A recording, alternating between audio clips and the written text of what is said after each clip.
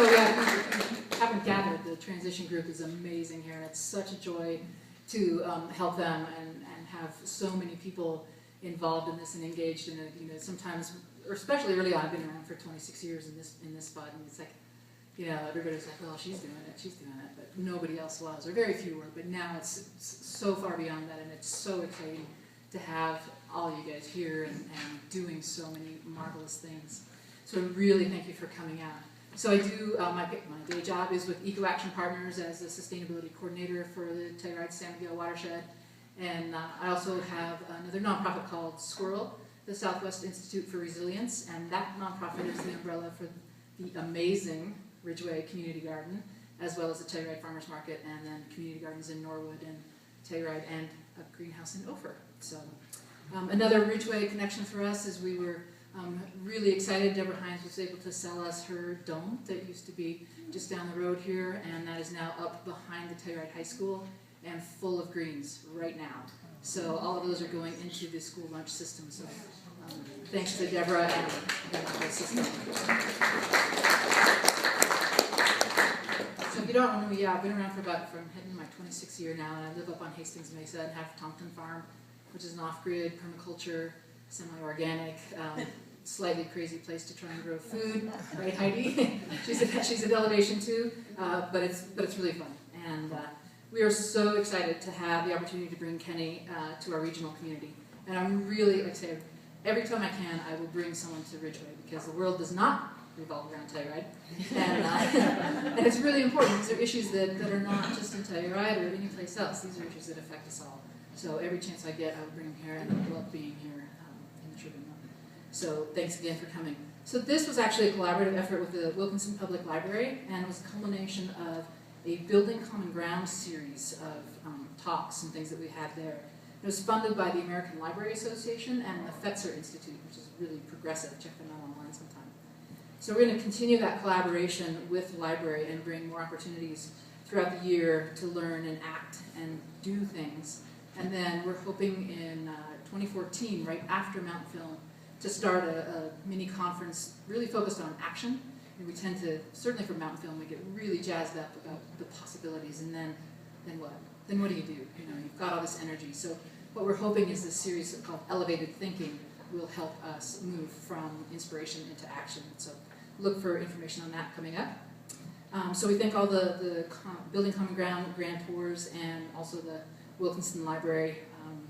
And then we also had the local sponsors, the Transition Our Way and Alpine Bank helped us out. We will we'll take donations back there, and there is another sign up. I know Paula, gotcha, she's really good at the email thing. But we have a monthly e-newsletter, so we can tell you about the events that we're doing in Telluride and here, and some of the other things. A lot of tips, energy saving tips, recycling tips, and things like that. So hopefully you'll sign up for that. So about Kenny. So it's been really delightful to have him here. I didn't quite compress him. He's been here since Wednesday night, so he had a little easier time than last year when we brought Woody Tash and Michael Brownlee in. And I did treat him to Orvis today, so he knows some of the gems of your community. But he's an award-winning social entrepreneur, author, journalist, and filmmaker. He's the founder and co-CEO of Bioneers, and probably, hopefully, most of you know that, which is an internationally recognized nonprofit dedicated to disseminating breakthrough solutions for restoring people and planet. He launched the annual Bioneers Conference in 1990 with his business partner and lovely wife, Nina Simons, and she's also the co-CEO. So another cool thing is he also co-founded the national company Seeds of Change in 1989 with Gabriel Howarth and served as CEO until 1994. The whole purpose of that seed company was to restore backyard biodiversity in the food web through marketing organic, which was kind of rare at that time, biodiverse heirloom seeds to gardeners. And Kenny's also a writer and filmmaker and media professional. I think somebody mentioned they heard the Bioneers on the radio, so that's kind of one of his babies. The award-winning international radio series, The Bioneers, Revolution from the Heart of Nature. He acted as central advisor to Leonardo DiCaprio's feature documentary, The 11th Hour, and appears in the film. He's written 4 books, and we do have his latest book, Dreaming the Future. If you'd like to purchase that, tonight it's there, $20 from our local Telluride independent bookstore. Next time we'll get this one. But those are available for purchase here. And it's called Dreaming the Future, Reimagining Civilization in the Age of Nature. So we had a little book club, and unfortunately we didn't have enough people to come down to Ridgeway to do that, but it was really fun, and we hope to continue sort of that book club of environmental themes. What else? Yeah, he's got a good resume. He writes for the Huffington Post, and his critically acclaimed film Oxy, When Healing Becomes a Crime, and related reporting were named for the Best Censored Stories Award for investigative journalism. So we are so delighted to have him here to speak to us, to engage with us. This is an interactive bit here tonight about how we can dream and create our own thriving and resilient future. So Kenny, I'll turn it over to you. Thank you.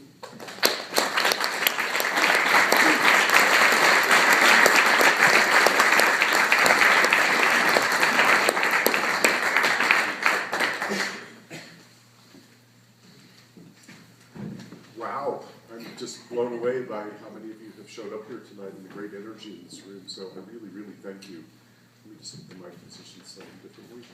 I know it's a funky, snowy night out there. We barely got a Telluride, actually. So what I was thinking to do tonight is I have a few written prepared remarks that I'd like to share that are sort of the big picture, from my perspective, obviously. And then I'd like to talk just extemporaneously a little bit about the reason that I'm really here, the purpose, which is to meet with the local Bioneers organizers and to learn what you all are doing here at the local level in the area of community resilience. And then I'd love to, a friend of mine once said you never learn anything with your mouth open. So I'd actually love to hear what you all are doing and thinking, and obviously any questions you may have or stuff like that.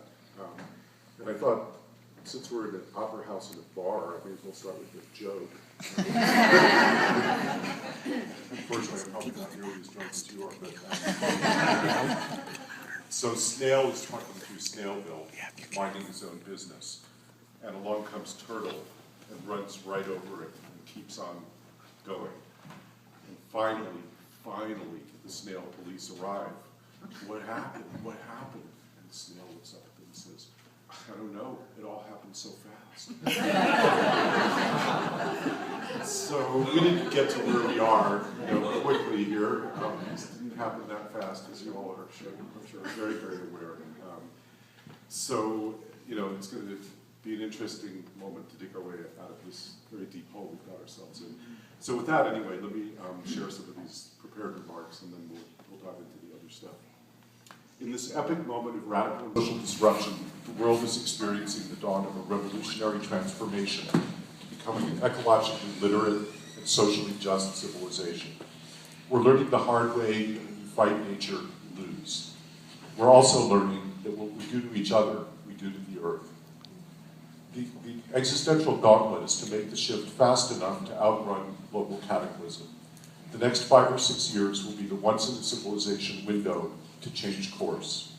We can move from breakdown to breakthrough. The Mayan people call this the time of no time, and this is directly from the Mayans, by the way. We have a Bioneers colleague who works with the Mayan elders, so this is not all the prophecy nonsense that's before me. The Mayan people call this the time of no time. From here on, we're on Earth time. Mother Earth is shaking to her core. It's a time of madness, disconnection, and hyper-individualism. It's also a time when new energies are coming into the world, when people are growing a new skin. The Mayan vision says we in the West will find safe harbor only if we can journey past a wall of mirrors. The mirrors will drive us mad unless we have a strong heart. Some mirrors delude us with an infinity of reflections of our vanity and our shadows.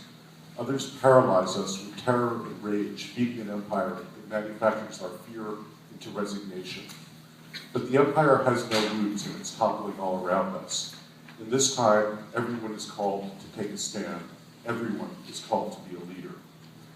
To get beyond the wall of mirrors, the final challenge is to pass through a tiny door. To do this, we must make ourselves very, very small, to be very humble. Then we must burrow down into the earth where indigenous consciousness lives. On the other side is a clear pond, and there, for the first time, we'll be able to see our clear reflection. In this time of no time, we can go in any direction we want by dreaming it. Our dreaming can shift the course of the world. Paradoxically, the crisis confronting us today is precisely the dream of our current civilization. The dream of endless growth, hyper-individualism, and domination has turned into a nightmare. How do we dream our way out of a nightmare? One way is to wake up. All over the world, people are awakening to a new dream. We're reimagining a civilization in the age of nature that honors the web of life, each other, and future generations. It's a revolution from the heart of nature. For decades, brilliant scientific and social innovators such as the Bioneers have patiently been creating the shadow systems for how to live on Earth for the long haul. For the most part, the solutions are present, but we certainly know what directions to head in. It's not that we need more solutions. We need to rapidly spread and scale what we've already got. We need to mobilize at the scale we've previously done only in times of war. It's emergence in an emergency. In 2012, two rude awakenings caused shock waves, simultaneously releasing the floodgates of transformation. The first was the onset of conspicuous climate disruption. The second is the stranglehold of the greatest extremes of wealth ever seen in human civilization. They're not unrelated. As Bill McKibben points out, scientists have underestimated the speed and scale of early climate disruption at a rise of just 0.8 degrees Celsius. What we've already emitted will raise the temperature by another 0.8 degrees Celsius. Yet we continue to pump record amounts of CO2 into the atmosphere. At this rate, in 16 years, the planet will be uninhabitable. Meanwhile, the major oil corporations hold reserves 5 times higher than the amounts of carbon we can burn to keep below the hopefully safe threshold of 2 degrees Celsius of warming. They're planning to burn it all. As McKibben warns, rapid transformational change is the only way out. Picture the civil rights movement in Fast Forward. The key is stopping the fossil fuel oligarchs before they poach the planet. As the International Forum on Globalization observes in its excellent report, which I highly recommend, called Outing the Oligarchy, today's single biggest threat to our global climate commons is the group of billionaires who profit most from its pollution and in turn push government policies that promote more fossil fuels. Cooperative global action to address the most daunting challenge humanity has ever faced is being held hostage by a handful of profiteers who wield decisive power over our governments. Globalization has triggered a tectonic shift of financial wealth and political power upward to a group of multi-billionaires. According to Jeffrey Winters, the author of Oligarchy, wealth in the US today is 2 times as concentrated as it was in imperial Rome, which was a slave and farmer society. Okay? Call it bottom up, bottom down, and top up, breadcrumbs and circuses. As Nobel laureate economist Joseph Stiglitz points out, more equal societies are better for everyone, including the wealthy. Jeremy Grantham, the far-seeing chairman of the $100 billion GMO Capital Fund, says humanity's vexed relationship with the planet is the great economic story of our time. He concludes, and this is a quote, "If we maintain our desperate focus on growth, we'll run out of everything and crash, peak everything else." That's the nub, boom and doom, the final throes of an oligarchic economic system bedeviled by its original sin of unlimited growth on a finite planet. Nature does not favor centralization because one shock could crash the whole system all at once. Climate change, compounded by the concentration of wealth and the distribution of poverty, is pushing natural and human systems to a perfect storm of tipping points. One key is to build resilience from the ground up, to enhance our ability to avoid system-wide collapses and to transform to adapt to dramatic change. It means a radical decentralization of our infrastructure and our energy and food systems. It means a greater devolution of political power to local and regional levels. It means democratizing wealth and access to capital, and it means democratizing democracy. It's doable based largely on what we already know. Using off-the-shelf clean technologies, we can radically increase energy conservation and rapidly ramp up distributed renewable energy. We know how to feed the world using ecological agriculture that also sequesters carbon, restores natural capital, and builds local economies. We have a good idea how to restore ecosystems on a large scale, and we've shown it can be done quickly. We're rapidly learning how to mimic nature's designs and recipes with green chemistry, cradle-to-cradle industry, living buildings, and smart growth. We can conserve and use water wisely. We're reinventing finance as well as governance, instituting rights for nature, and revoking corporate constitutional rights. The big wheels are also turning at the Department of Defense. The DoD has now embedded sustainability into its national security strategy. It's moving away from fossil fuels. It'll be 25% renewables by 2025. And some within the DoD are now calling for the national decentralization of energy and food infrastructures as a national security strategy. Most importantly, the DoD is funding cutting-edge clean tech R&D. Just as it developed microprocessors, jet engines, GPS, and computers, it's using its market-making leverage to ramp up tomorrow's clean tech industries. Here in the West, 13 billion acres under military control is being opened up for clean energy development. Actually, 2 bases, including I think Fort Collins, are now net zero energy and zero waste entirely. Business also appears to be reaching a tipping point. 2/3 of companies are turning to sustainability for a competitive edge and higher profits. Meanwhile, Bill McKibben and 350.org, as well as now Sierra Club, are building the movement strong enough to take on the fossil fuel industry. They've mounted a campaign like the anti-apartheid campaign to cut off the industry's financial and political support. Over 200 colleges now, I think 220 colleges have already signed on, and they're starting to divest or getting ready to do that. But our greatest resilience resides in community. Social ties literally save lives. In Japan, the government sponsors small local festivals for people to meet each other because experience shows they'll be better prepared to weather crises together. San Francisco, Santa Barbara, and Seattle are following suit. The Department of Homeland Security has just funded a successful 3-year FEMA pilot that's completed in 8 cities to create, if you can believe this, a whole community resilience system for disaster prevention. This is FEMA and the Department of Homeland Security, okay? Not exactly the counterculture. As Sarah Kroll said, the way we'll hold it together is to hold it together. As Naomi Klein wrote, the real solutions to the climate crisis are also our best hope of building a much more enlightened economic system, one that closes deep inequalities, strengthens and transforms the public sphere, generates plentiful, dignified work, and radically reins in corporate power. It demands a new civilizational paradigm, one grounded not in dominance over nature, but in respect for natural cycles of renewal and acutely sensitive to natural limits. In this time of no time, what we don't have is time. Can we dodge the point of no return by ramping up the emergent shadow system fast enough? That's the compelling question we're all grappling with. If you have a meaningful conversation with just about anybody these days, within minutes the tears start to flow. We're all hurting badly. We're scared. We're suffering under background levels chronically of PTSD. In this time of no time, what we need to get past the wall of mirrors is a strong heart. Andy Lipkiss of Tree People in Los Angeles puts it this way: I believe every single one of us has a scanner on board that's operating in our body that nature must have installed. It's our heart, and it's asking the question, where am I needed? How can I help?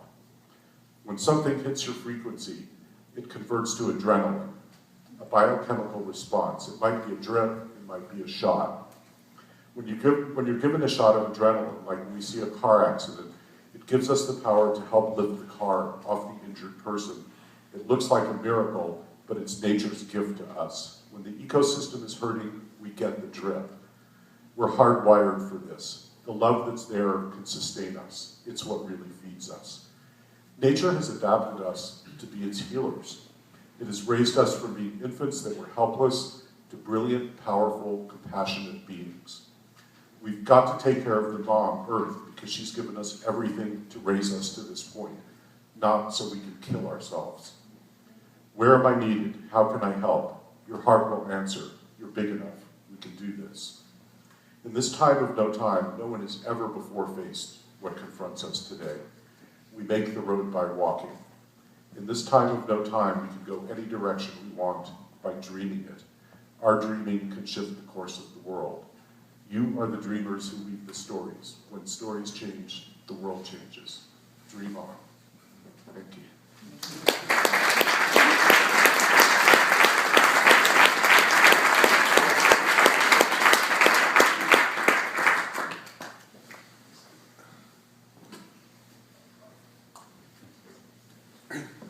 So anyway, that's my perspective on sort of the big picture. There's a lot more depth behind all of that, and we can get into as people are interested. But what I wanted to talk is really about one piece of that big picture, which is this idea of resilience. And by the way, I don't know if people are familiar with it, but there's a really, really important, wonderful book called Resilience Thinking. That's a group, it's called the Alliance for Resilience Thinking. It's a group of biologists and sociologists that came together a few years. And it's a very short and quick read, but it goes through a whole number of case histories that are tied to basic principles in nature and what we know about resilience. In this moment of this extraordinarily dramatic change of creative destruction, these cycles do come about. This is the first one that's ever been induced by the human hand, and certainly the first one that has ever been at a global scale. You know, a whole bunch of civilizations have bought the farm over the last several thousand years because of self-induced, mistakes that we made, essentially exceeding natural limits in one way or another, and often compounded by climate change. But it's never happened on a globalized scale. This is a unique moment, and it's the end game of a very long process. If there's been one systems error in our civilization, it's the illusion that we're apart from nature rather than a part of nature. We didn't invent nature. Nature invented us. We'd be wise to learn the ground rules and how to play by them. So when you have these huge dramatic changes occur, one thing that resilience can be is to try to conserve what you have, institutionally or in terms of your infrastructure, how you function. However, there's a term in ecology that's actually called regime shift. So if you think of regime change from an ecological point of view, if the climate flips in the blink of an eye, suddenly you have to meet the new management. You have to transform. It isn't a matter of just changing. You actually have to completely morph into a new adaptation.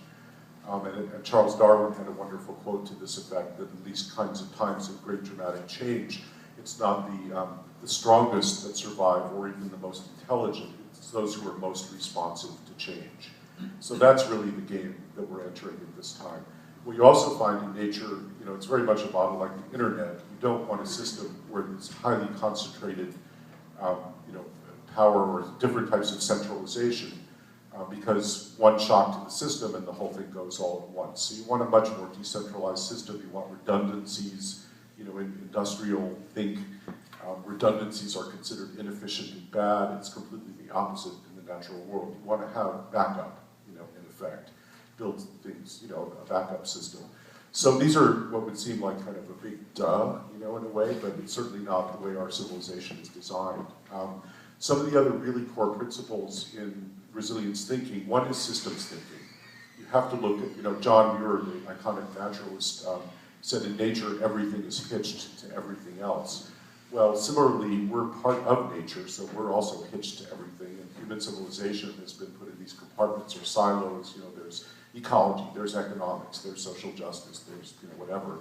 And in truth, all of this is connected, and we have to see the whole system all at once. Huey Johnson of Resource Renewal Institute calls it a solve the whole problem approach. And in the book, I go into a number of really interesting examples of how this has really been applied. Things like national green plans in Holland, where they've looked at the entire system of how they live and tried to integrate that in a meaningful, responsive way. So you want to do systems thinking. Another really key component is you don't want top-down command and control structures in general. And this has particular relationship at the local level, where we know that governance works best when it's closest to the ground, when the people actually living the conditions are also making the decisions about how to deal with that. And of course, there could be a shadow side to all these things, don't get me wrong. I mean, what if the Ku Klux Klan is making the decisions at the local level? So this is, life is complex. You have to get real here, and anything can be distorted and made harmful. Another key component of resilience is diversity. And, there are countless studies of ecosystems that have been challenged with one or another, condition like a drought or a flood or any fires, all these types of things. But what you find very clearly is that those systems that have greater diversity, biological diversity, are the ones that are able to respond and regenerate fairly quickly.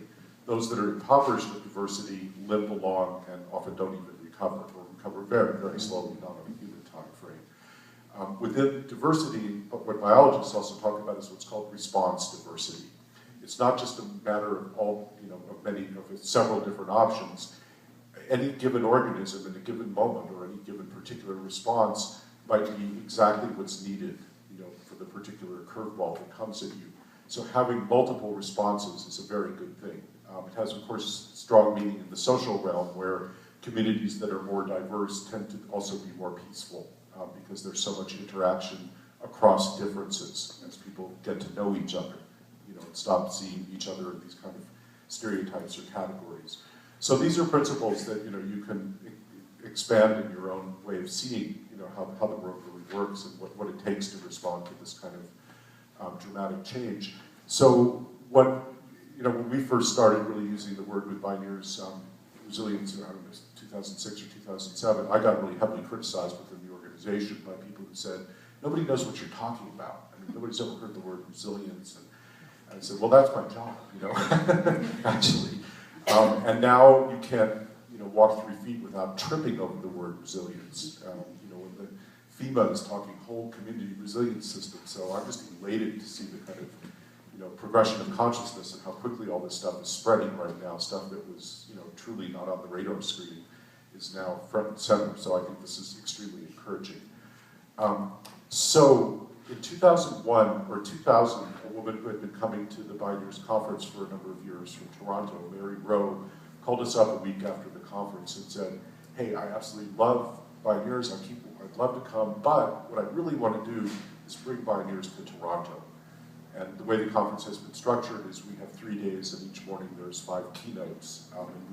So what we decided to do, at her suggestion, was to beam up on satellite at that time, was the technology, the morning keynotes, 3 days worth of that live, and they would download it, in Toronto, and then self-organize their own event with local speakers, local issues.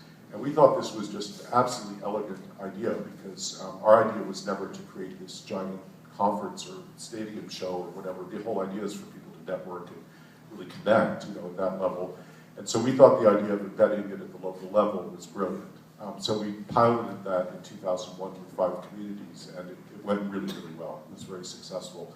And people used the sort of framework of interdependence that Bioneers is, and some of the core values to them and the media, obviously, to self-organize and bring forth, use it as a focal point to gather and coalesce local solutions and people working locally. And not always locally, some sites have had national speakers and all that kind of stuff, but the idea was to really bring it home and customize it, according to local communities' needs. So last year we had 23 of those sites with probably about 12,000 or so people participating at the local level. And it's a continuum of many different, different types of work and different focuses. I think all of the sites now do not do just an annual, once-a-year conference. They do that, and they also do year-round initiatives. And these gatherings, building social capital, building social ties, getting people connected across different issues, across different ethnicities, across different points of view, often, in fact.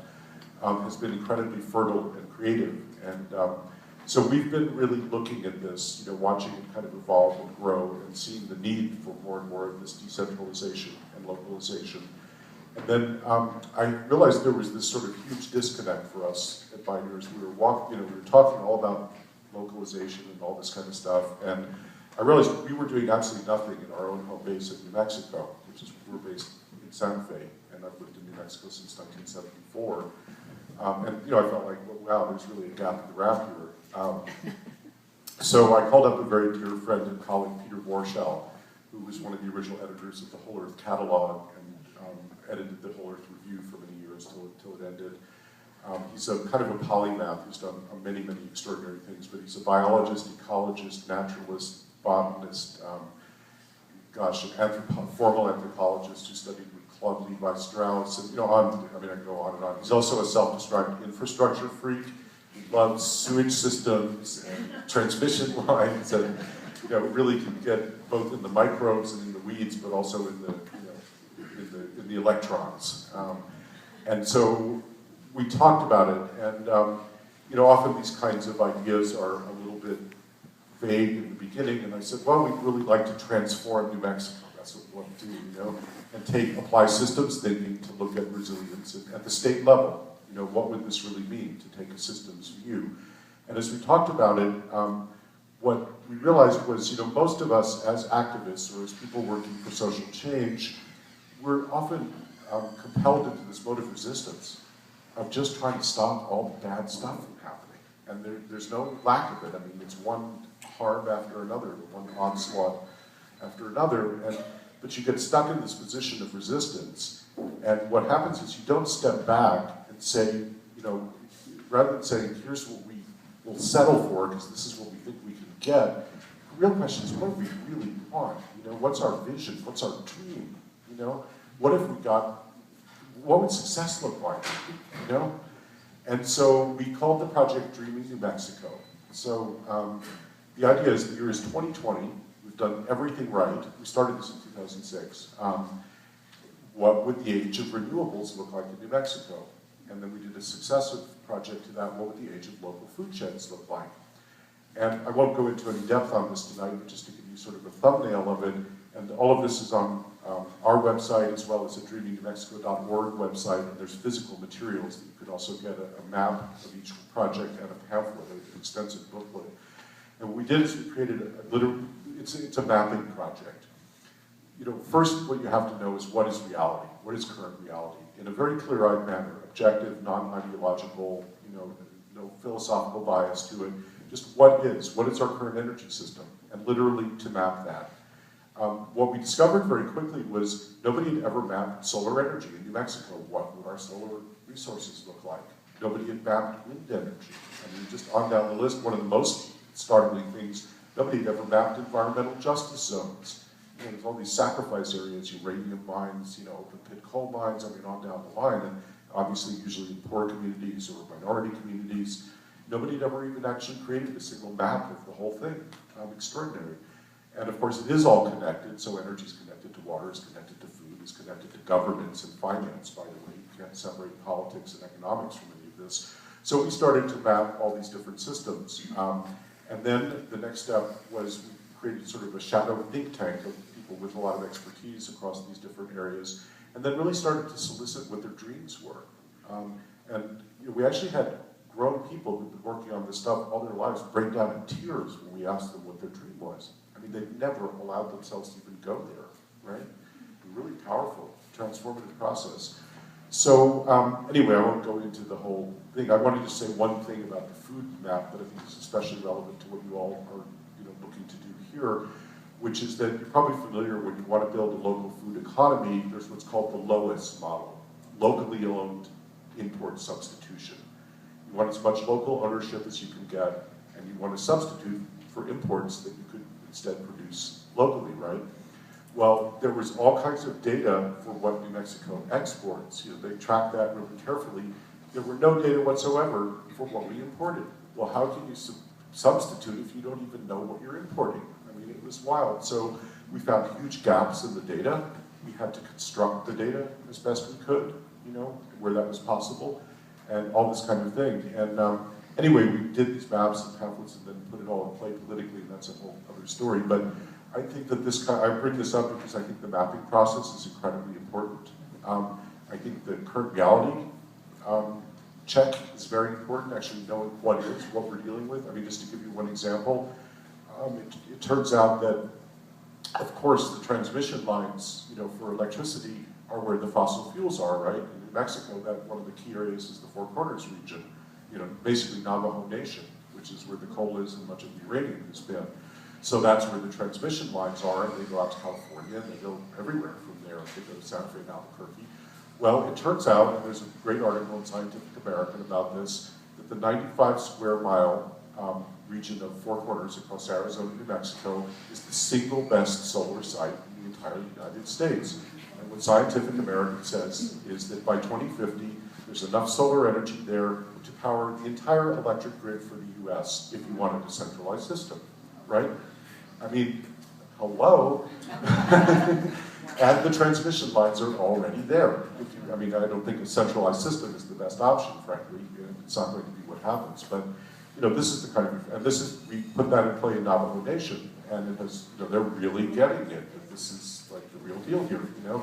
So the solutions are present, as I said earlier. I mean, we've just got to move this stuff out. But that kind of research and analysis and really understanding what is, we also discovered that, of course, the wind energy is on the eastern plains of New Mexico, but there are no transmission lines. And all the ranchers, they want to have wind farms now, not just cattle, you know. So, but there's no transmission lines, so that's what, anyway, don't get me started on that. So, we started to try to digest and process all of this, and meanwhile, the world is continuing in this breakdown process on larger scales, and we've been watching this kind of consciousness about relocalizing and spread very quickly. So last year at the conference, we organized a one-day, full-day intensive the day before the main conference that was a call to action to create a network of resilient communities. Because we're in this very, you know, unusual position with Bioneers. Our job is to kind of do a star search all the time for all the great work happening out there. And you know, in 1990, I mean, when we started this, you could easily count on one hand the major players in any one field. Now I can't even keep up with one field. I mean, it's absolutely overwhelming how much work is, incredible work is going on. But what we had learned over the years is there are several really incredible models that are starting to achieve critical mass and really could go to scale, you know, that are extraordinary. And the problem is they're isolated, they're fragmented, we're not talking to each other. You know, we keep reinventing the wheel, trying to start something over when somebody else has already figured it out. So we realized that what's really needed is a network to start sharing information. And we're not the only ones, by the way, thinking like this or trying to do something like this. I mean, there's a large community of leadership around this now. But so we brought together some of the people that we think are really the leading models and people that we wanted to meet each other as well. And there's one other book that I really recommend to you called Global Action Networks by a man named Steve Waddell, 2 D's, 2 L's. And the point that he makes is that the 20th century was the century of the organization. You know, first government on a large scale, such as we've never seen, and then really the era of the corporation. And what we have reached now is a point where the complexity of the problems that we face and the sheer magnitude of the problems that we face, our institutions are functionally incapable of addressing them. And again, this is not ideological, this is completely functional. What you find in nature is that nature's favorite form of organization is networks, right? I mean, that's literally how it's built at the most fundamental level. There are networks of communication, there's food networks, energy networks, you know, on and on, obviously, social networks. So Steve has been tracking for about the past 20 years this emergent form of what he calls global action networks, which have a completely different MO that includes bringing all the stakeholders to the table, really connecting across those kinds of differences. You've got to have government, you've got to have business, you've got to have civil society, academia. I mean, it's really, you know, complex at that level. And then there's a whole taxonomy or set of criteria for how these things empirically actually function. And there's now beginning to be a body of knowledge about what works. And we also put a big focus in the program about that. And we ourselves got a grant to do a mapping, a sort of a sketch map of what community resilience might look like. And I'm pretty sure this is now up on our website. It's a media collection, essentially, that is all of this information of all very short plenaries that we did, all 15 or 20 minutes apiece, that go into this. And Steve Waddell is one of the speakers that talks about this. And so these networks are now achieving a level of self-knowledge and functionality. And we were wanting to put out a call to action to start to form some kind of a network around community resilience. So that's really why I came up here to, you know, the Telluride area, to your neighborhood here. We realized that we have this Beaming Bioneers network. It was kind of hiding in plain sight. And that what we think this can become is kind of a living laboratory of communities of practice, essentially. We're all figuring out pieces of the puzzle here, right? I mean, I know there's incredible creative energy in this room, and you all are doing, I'm sure, amazing things here. And you know, I know Transition, I know Carolyn Staten, who's the executive director of Transition US, who was part of our event last year. And this is just really ready to spread. So in terms of reimagining civilization in the age of nature in this 5 or 6 year window that we really have now, and this is probably it for real. I mean, we've already, you know, crossed into the red zone. It's too late to avoid all kinds of damage, but at least we can, you know, mitigate it and hopefully reverse it. So this period of reimagining civilization in the age of nature, the focus has to be on the how. This has to get really practical, really action-oriented.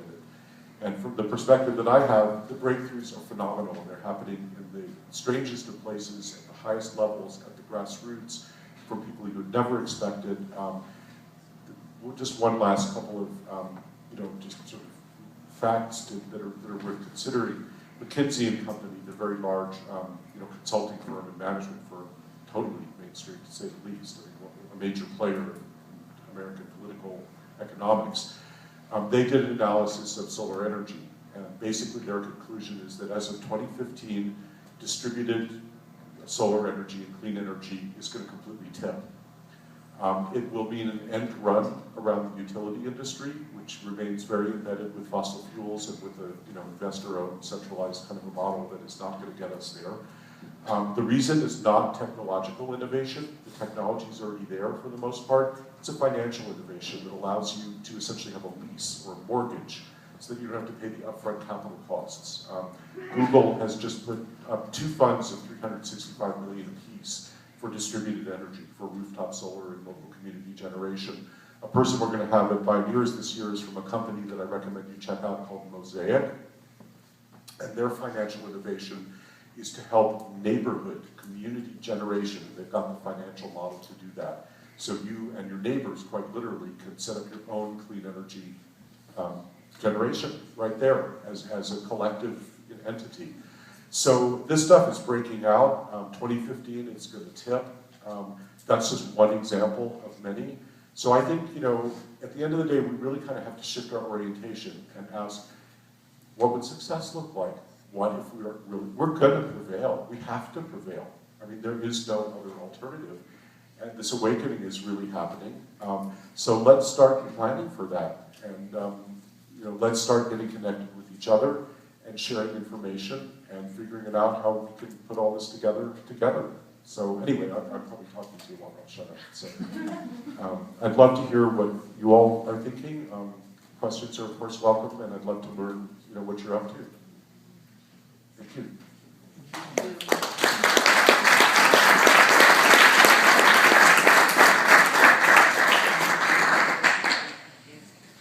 Chris, do you want to help me find people? Yeah. Questions, comments? One of the issues we're facing here is fracking. And I did read your book. I was interested in your comments about how local governments can try to resist corporate power on these environmental issues. And we'd love to hear more about what you could tell us about what our options might be. We don't have fracking yet in Erie County, but there's certainly every reason to think in time we will. Yeah, no, thank you. That's a critically important question everywhere now. I mean, nobody saw this coming, fracking, so it was just at the moment when it looked like renewables were going to completely blow everything else out of the water. But so yeah, in my book there is a chapter, you may be familiar with, do people know about Tom Lindsay and the Community Environmental Legal Defense Fund? CELDF, in the democracy schools? No? Incredibly important work. Forgive me if I go on too long, you can shut me up at any given moment, but this started with a guy named Richard Grossman in the early 90s who did a legal analysis to do with corporate charters and went back through American history to really understand the history of how corporations gained this degree of power. And corporations used to be originally, the founders, the founding fathers and company really were concerned about the money interests and corporate power. They knew this was going to be a problem, and they really tried to limit it. So corporations had a very finite charter of like 10 or 20 years. They had a very specific focus of what they were permitted to do, and they had to serve the public good. It was literally part of the charter. And those charters had to be renewed if they were to be extended at all. Anyway, obviously that changed greatly over time. So Richard went back and started to look at, could you revoke corporate charters? He attracted a fellow named Tom Lindsay, ultimately, and Richard started doing what became these things called democracy schools in, I think, 94, 95. I did the first one in 95 with him, and I've been very interested, obviously, in this whole area. This is the rhinoceros in the room. The basic question in democracy, who's in charge, right? It's very simple. It is about power. So if you've got issues about power, get over it, because that's really what this is about. We have to deal with that. So, long story short, Tom was a public interest attorney. and he found all these people coming to him, people like us, you know, community members who were facing one or another corporate onslaught. And he couldn't keep up with the amount of work that was coming at him. There was one after another harm being perpetrated on communities.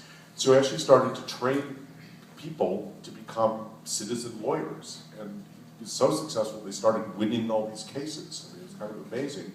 And then what would happen is the corporations would go to the next level of bureaucracy or go to, you know, through some administrative, you know, manipulation and simply overrule the will of the communities, right? I mean, we all know this story all too well. Big business trumps democracy at every stage. So Tom became, you know, extremely frustrated with this, obviously, and he started to look at corporate law, and particularly the Constitution, because our Constitution is actually a property rights Constitution. That's fundamentally what it is. It's really not about rights and democracy. It's really about ownership of property. It was set up very deliberately that way. So he started to look much more deeply at the history of how corporations gained our human rights. And I won't go in, I'm sure many of you are familiar with some of this story. But that was always what they used as their trump card, that they're people. You know, so there are all kinds of things, you know, you can't have an inspection of a facility because it invades their right to privacy, or they have free speech, which is actually very expensive speech, as we all know. So all this stuff. So long story short, what he ultimately did, because these, for example, in Western Pennsylvania, which the story is very extensively told in my book, they wanted to bring in all these, a whole onslaught of factory farms. I mean, a rush of them. Western Pennsylvania is, it's actually a very red part of the state, extremely conservative, but a long history of small and medium-sized family farms, which people really care about that tradition and that legacy. And plus these factory farms were going to foul the air, poison the water, I mean, just ruin everything, basically. So they said, we just don't want it at all. We just say no, you know? And Tom said, we can't. And they said, well, find a way to say no. So what he did was he challenged corporate constitutional rights at the local level. And they started winning, it wasn't even winning cases, they created ordinance that literally banned corporate constitutional rights, simply revoked them, and elevated community decision-making rights to be the law of the land. In some cases, they actually wrote it into local constitutions. And there's over 142 communities in the US, 350,000 people total, that have actually enacted these. The most recent, the largest, not the most recent, is Pittsburgh, which did this and banned fracking within the city limits. End of story. And by revoking corporate constitutional rights. So this is the kind of approach that's needed. It's really upending and challenging the entire system at its fundamental core. And as a community, you can check out their website for celdf.org, but they do these trainings that are called democracy schools, which walk you through the history of all this stuff and then embed you right in the actual practices of the how-to, you know, go about doing this. It's spread very widely. Tom, through one of our associates with Bioneers, ended up being invited to spend several years in Spokane, Washington, which is, again, a very red city, really conservative part of the state. What they did is they created a community bill of rights, and they put it on the ballot as an initiative. I think the first time was 4 years ago. And they did a ton of community organizing. They included many other things like a living wage, working with the unions. I mean, a lot of really good healthcare, you know, stuff, and really very intelligent, progressive stuff. They put it on the ballot. The first time around, it got 24% of the vote, which was astonishing, you know. And then last year, I guess it was, or very recently, they put it on the ballot again, and this time there was a flood of out-of-state corporate money that went after them. I mean, they were terrified at this. Despite all of that, they got 49.2% of the vote. I mean, it was inches from passing. And I mean, they really couldn't believe it. They thought this way exceeded their wildest expectations. So next time it'll probably pass. You know, this is what's going on. And no question, the corporations will now challenge this. This will be a fight to the death at that level. I mean, this is the real deal. But that's where the movement is heading. That's where this whole thing is heading. I think the irony of, you know, Citizens United and that ruling has been that it has really had a huge backlash. Something like 75% or 80% of the American public now want Citizens United just completely taken off the books. So this is, and the Supreme Court knows, you know, what a sensitive political third rail this is at this point. So one other thing I just want to say about that is the other thing that came out of this process that Tom and Mari Margot and some other people, engaged in, is that communities then brought up a whole other question, which is a field that's known as wild law, which is that because we have a property rights constitution, nature has no rights, right? And so what if you gave rights to nature? What a concept, right? When you talk about disruptive. So when you have a piece of land, as you well know here, you could kind of do almost anything you want. The land doesn't have any rights per se. If it's an ecosystem, a river, a critter, a cougar, whatever it is, that's your property, in theory. So, so what they started to do is to actually write this into ordinances and then in several places into local constitutions to give nature rights. So I ended up talking to a friend of mine years ago who was running the Rainforest Action Network, Randy Hayes, and I said, you've got to go take Tom's Democracy School because Rand does a lot of work to do with corporations and trying to challenge corporate power. So Randy ended up doing it and then learned about the rights of nature work, contacted other friends, the mutual friends called the Pachamama Alliance, which is another group I highly commend to you to learn about. They do a lot of work in the Amazon with native peoples, particularly around conserving the rainforest. And they do tons of work in Ecuador. They have a really big base and a whole sister organization there. Long story short, Ecuador was writing its new national constitution, and they put the rights of nature into their national constitution because Tom and Mari went down there and educated them as to how to do it and what it was about. And it's now the first national constitution in the world that embeds the rights of nature, which says nature has an intrinsic right to exist, persist, flourish, and evolve, right?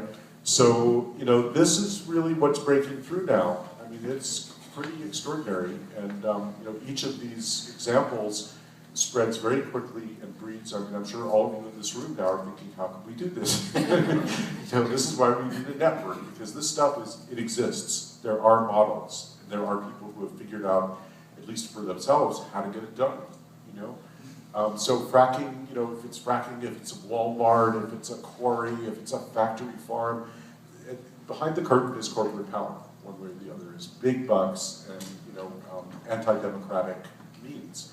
So that's really where the struggle is. It's not a single issue deal. We have to deal with this across the board and ask who's in charge. That really is the question in a supposed democracy. So anyway, it's a long answer to your question. Over the years, I've been contacted by organizations that were not on my radar, and I've subsequently become involved with them. I have never heard from Bioneers. What are you doing to cold reach people online and in other ways? Yeah, we have been really remiss in that for a number of reasons, but we are now gearing up to reach out much more broadly. And I'm happy to share a little bit what Bioneers itself is doing if people are interested in that. I don't know if that's something you'd like to hear about, but yeah, I mean, we really started out originally, producing this conference, and the whole thing was a giant experiment. I had no idea what I was doing at the time. And, I can tell you the story of that if you want some time, but talk about beginner's mind. That's a very polite way of putting it,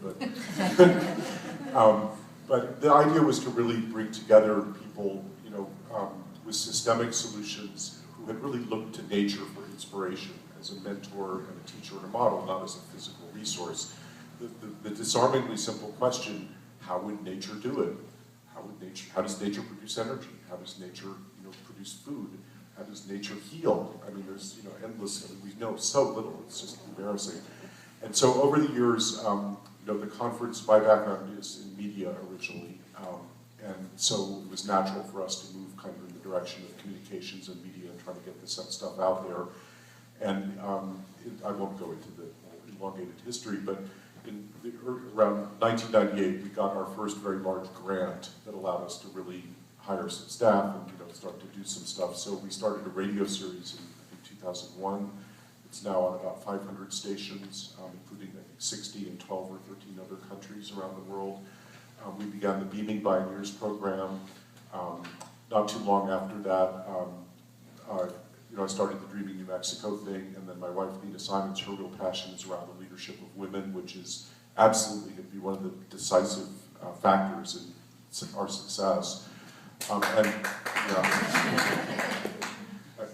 hoping to get Nina up here next time so you can hear it straight from her. But And then since the beginning, we've been very involved with indigenous thinking. It partly led my work with Seeds of Change because we were working with Native American farmers and learned a lot about traditional knowledge, traditional ecological knowledge, and we've been very shaped and formed. Indigenous people have been central to Bioneers from the beginning as a vision and a voice directly. So we decided we wanted to intensify that, and then we also have been increasingly getting into schools with both teachers and students. And we didn't push that at first, it just kind of happened, and then we decided this is really, really important to follow through on. And so all of that came together in the last couple of years, but what we're doing now, over the last 2 years, we've done a sort of top-to-bottom restructuring of the organization, and we're primarily operating in 3 areas. The first one is to really build Bioneers into much more of a media company. And so you'll be actually hearing a lot more about us because we're going to get our media out there in a much bigger way. We started last fall what we're calling the Bioneers Media Collections Club. And we have this pretty substantial library of keynote talks and then a gazillion panels, workshops, one-day intensives, really stuff that's evergreen and enduring. I mean, it's really, really good stuff. So we started these collections which are themed, like women's leadership, indigenous thinking, ecological design, ecological food and farming.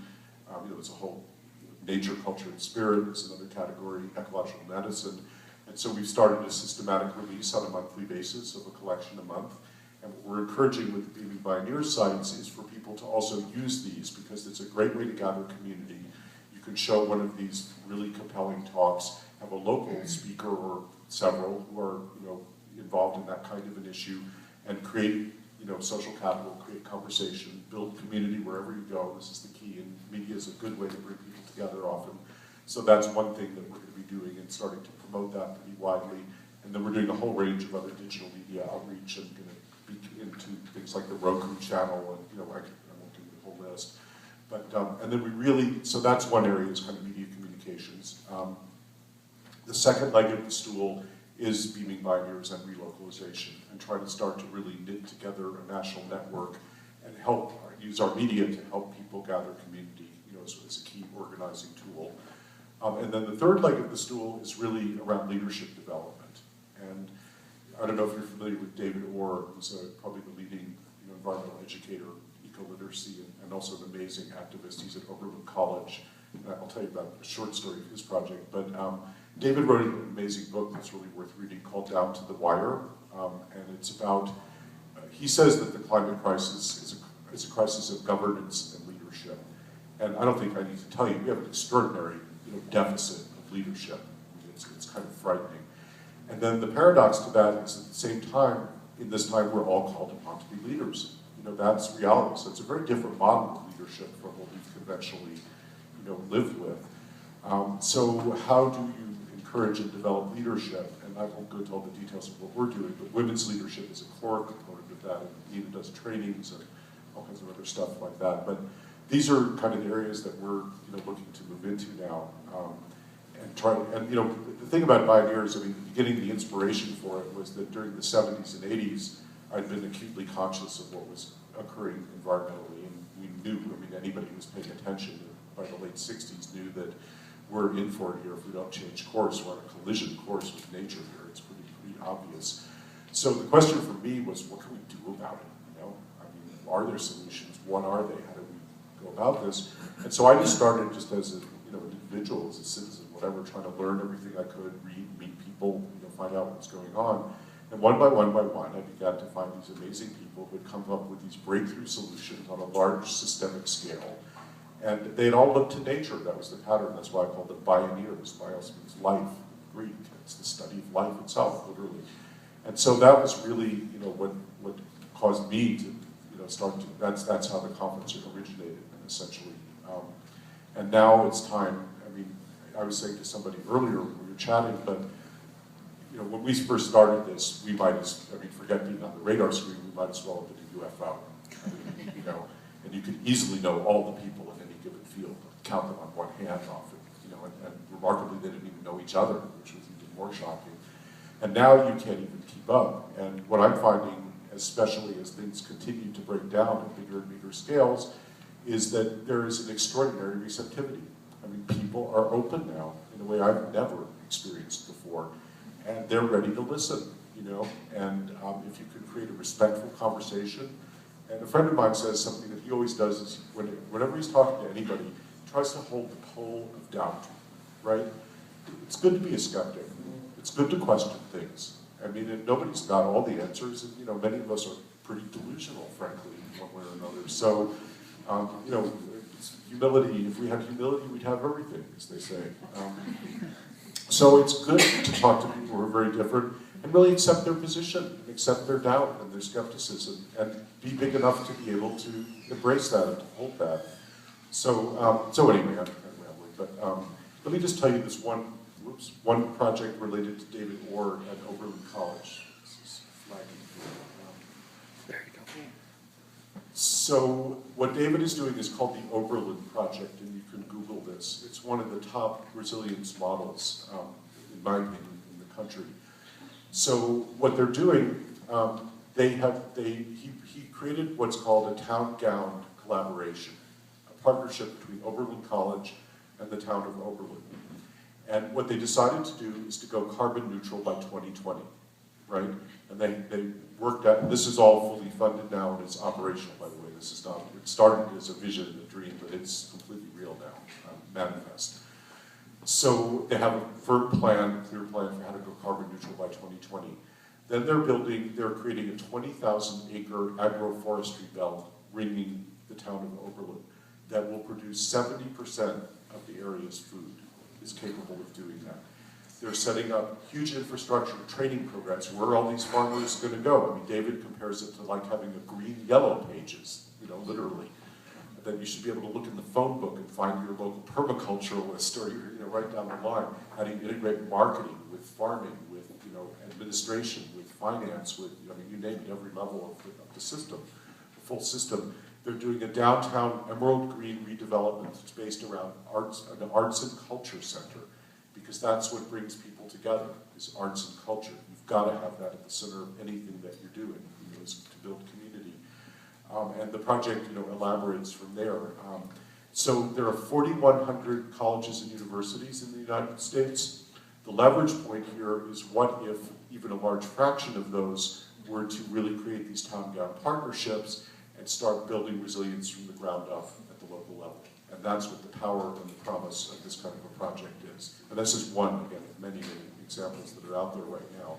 And you can read about the Oberlin Project online, but, you know, that's something that can be replicated everywhere and customized. So, anyway. So Howard, were you really saying you want more emails? just the right ones, right? We love your emails, so. Yeah, go ahead. I was just going to say your program's heard locally. Bioneers is heard locally on KVMF, 88.9 on the FM dial, and I believe it's at 3:30 on Wednesdays. Have I got the right day? I think so. Yeah, 3:30 on 88.9 FM, 3:30 on Wednesdays, KVMF. Super. Yeah, one thing that we're doing with these media collections is the first volume, there'll be multiple volumes, but the first volume has a dozen of the keynote talks and then a dozen associated radio shows that are all, you know, produced programs that are, and then in some cases we have books. So the idea, and you can get, if you don't hear it on the radio, you can also, you know, get a free download of the radio shows or stream it online from our website. So we're very eager to have this used as educational and organizing materials.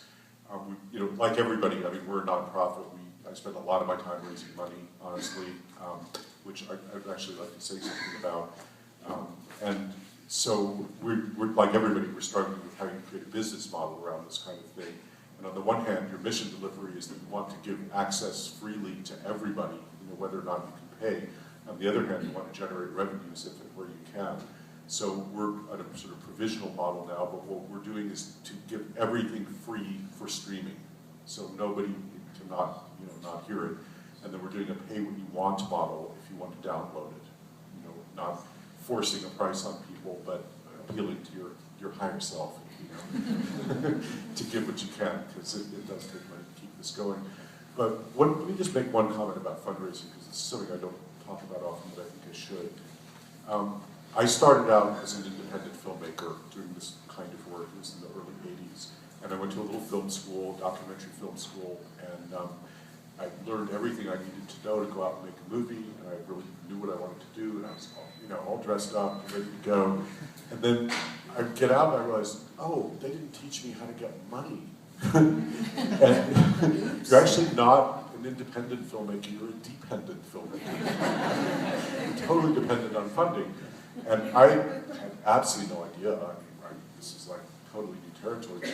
And, when you think about it, asking people for money is really hard for most of us. I mean, I think we're probably better at giving than receiving, but it's pretty daunting to go ask people for money. And so I won't go into the whole story of how I figured it out, basically, but what the reality is that money is energy, and we can use it in very wonderful ways to make things happen. And what I realized for myself was, because I'm kind of an iconoclast, and I'm basically unemployable. I mean, I can't really work for anybody. I just can't do it. And, seriously, I'm just hopeless in that regard. And so I realized, wow, if I can get the money, then I can have my freedom to actually do what I believe I should be doing and what I believe hopefully is going to make a contribution. And so that was very important for me to understand that, that was a great thing. And so as a result of that, I learned how to raise money. And I think we all need to become fundraisers in our own ways. If we're going to do these projects and have our independence and preserve our values and really, walk the talk at that level, we all need to learn that. And one of our board members is a wonderful woman named Lynn Twist, who, this is one of her great passions in life, and she's an extraordinary teacher. She runs trainings called Fundraising from the Heart, and she wrote a book, I think, called The Soul of Money. But this is, I would suggest that you make friends with fundraising and embrace it. And the one thing I would say in that regard is that many of my dearest friends in the world today are people I met originally because they wrote a check. And we have a lot of attitude and a lot of prejudice around money, and honestly, a lot of rich people, frankly, are assholes. I mean, they really are. There's a whole body of science and research that is stunning. That is, I didn't expect to talk about this tonight. Google an article in New York Magazine last year called "The Money Empathy Gap." There's a lot of science on this now. They have actually studied it, and the rich are different, as F. Scott Fitzgerald said. And people who didn't have money, who then get money, are different. It lowers your compassion, it lowers your empathy, and you cheat. And there's one experiment they described that just blew my mind, where they have a control group. You go into this empty room, and there's a bowl of candy there.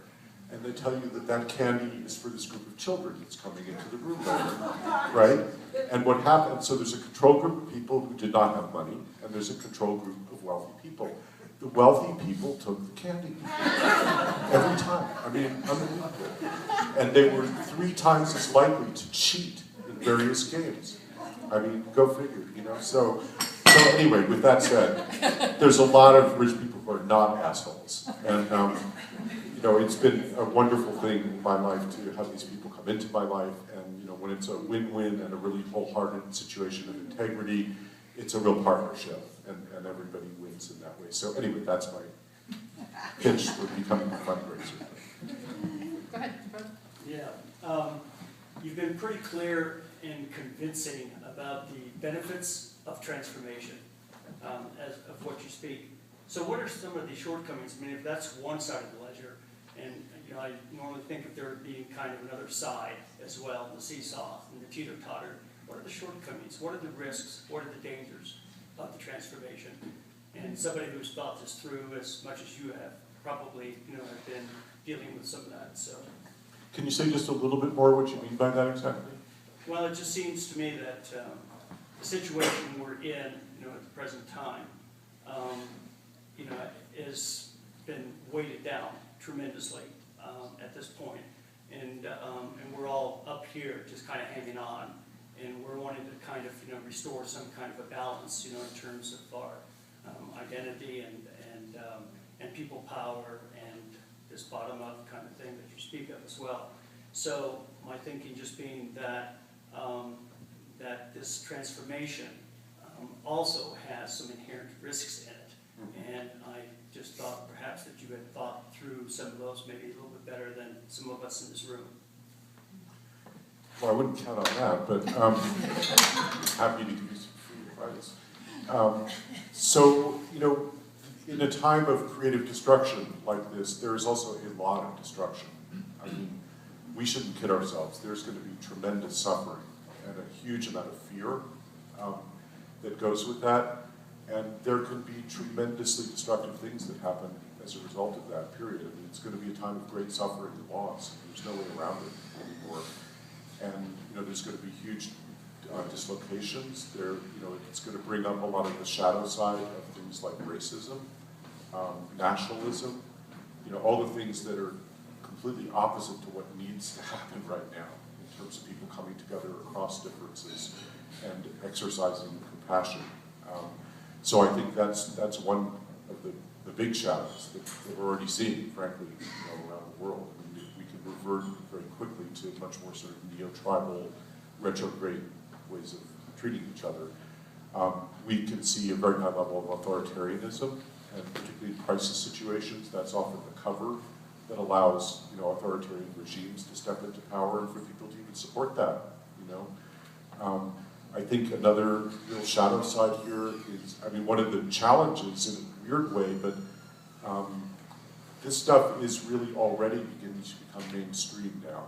And a lot of us doing this kind of work have been part of an alternative culture or a counterculture. And I'm a little startled sometimes by, you know, very good friends of mine who in a way their identity is tied to being different, to being not mainstream. And they're not, in a sense, thrilled that this is going mainstream, you know? And I mean, to be really honest, you know, and I can understand that totally, but this is not about our ego and our identity. This is really about this becoming the default position. You know, this is the new normal in that way. So I think there's a weird kind of a deflection or a blowback that happens where people kind of don't want to be part of the mainstream, you know, in that sense. And a couple of the most progressive forces in this country right now, one is the military.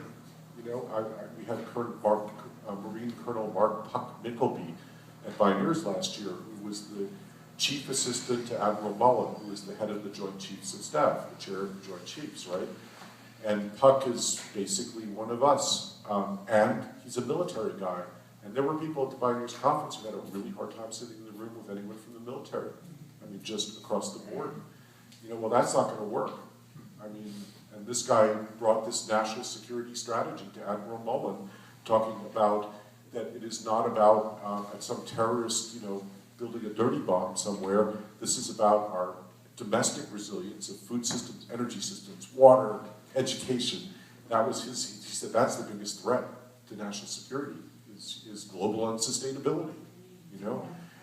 Admiral Mullen met with Puck, and he said just one thing. He said 435, which what he meant by that is there's 435 congressional districts. I want a major sustainability project that partners with the military in every single one of them. That was what the head of the Joint Chiefs is saying. So how do we deal with that? How do we deal with dealing with the military? The other really big force right now that's moving the energy is the insurance industry. I mean, like the military, they have to be reality-based, they have to operationalize, they have to really read the data, you know, not put an ideology on it, and they get it. I mean, they're not going to be insuring homes on the coasts anymore, you know, not the way it has been. So, I mean, I'm really interested now how Rush Limbaugh is going to deal with the military becoming a tree hugger. Seriously. So you talk about the contradictions of transformation. You figure it out. And then, you know, the other thing that I would say is we here in the U.S., I mean, we're 5% of the world's population. We suck up 25% of the world's resources. You know, it's totally out of whack. And obviously we need to do it here. This is where we live. This is our home. We have a big responsibility in that way. And guess what? We can't control China at all, you know? And so the whole thing at that level of global power politics, it's so unpredictable and unstable in terms of transformation. How do you deal with that? And the last thing I'll say, but there was a very interesting report that came out a couple of years ago that Robert Gates, who was the defense secretary, and Stephen Chu, who's been the energy secretary, actually signed on for. And what they said was basically sustainability is going to become an issue of business competitiveness at the national level for the US. That was essentially what it is. And you know, Europe is so far ahead of us on clean energy, clean technology. They have overtly, the EU has stated flat out, by 2025, they want 25% of the global green products market, and they're on track to do that. China is actually doing more with renewable energy than anyone else in the world right now, except perhaps Germany. So, you know, if the US doesn't get going pretty quick, we're gonna just be left in the dust. And that means education, it means training, it means, you know, the whole infrastructure that goes with invention, innovation, you know, all this stuff. So this is the complexities for me of transformation, is how do you work with those moving parts, you know? And then the reality that things are going to get really tough, and there's going to be a lot of fear and a lot of suffering, and a lot of people, you know, we're all one except for what's mine, you know? So I think, don't come after my stash, you know? And I think that's what we're going to have to be dealing with. That's why this emphasis on community. And you know, anyway, does that respond at all to what you're asking? Yeah. Do you have any thoughts yourself about it? I don't presently. Well, let me know if you figure it out. Does anybody else have any thoughts about that? It's a You know, great we've been question. doing some work with this guy, Jeff Goebel, who's coming to town. He's in the Southwest as well, but one of the things he does in conflict resolution, and he works with farmers and ranchers and, you know, tribal people, really nasty conflicts, but he has us go through this. It's like, what is the worst possible outcome of the transformation? And you know, you kind of spend some time and you write that down. And you also, what is the worst possible outcome of not doing the transformation? So that you really have it clear in your head that the risks that I'm taking are worth taking, because the risk of not taking it is high. So that's just one way to think about it. Yeah, I mean, a good example of that actually is, you know, a lot of environmentalists, including the big green groups, were all really in favor of natural gas as a transition fuel, and then fracking comes along. I mean, you know, nobody saw that coming. Yeah, oops. Well, it's 8:30. I want to honor everybody's time. We're going to be here for a while. Let me say one more thing, Sure, Chris, which absolutely. I should have said right first, which is, you rock.